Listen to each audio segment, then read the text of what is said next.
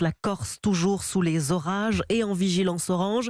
Cette nuit, la pluie et le vent ont continué de balayer l'île de Beauté avec des rafales à plus de 70 km/h selon Météo France.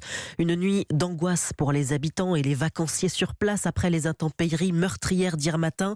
5 morts, dont une adolescente de 13 ans, 20 blessés. 300 sapeurs-pompiers ont été mobilisés pour venir en aide aux sinistrés. En mer, où un pêcheur et une kayakiste ont perdu la vie, les sauveteurs ont mené 125 interventions pour des bateaux à la dérive.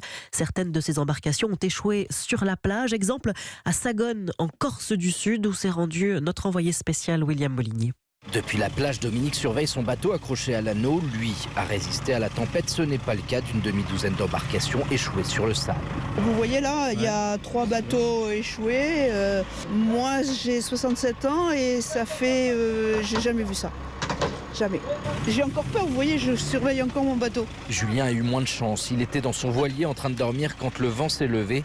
Impossible de réagir. Ça se termine d'une drôle de manière, mais on reste chanceux compte tenu de la violence. On était tous au port, amarrés, et les amarres ont lâché, les bateaux se sont entrechoqués pendant 1 heure.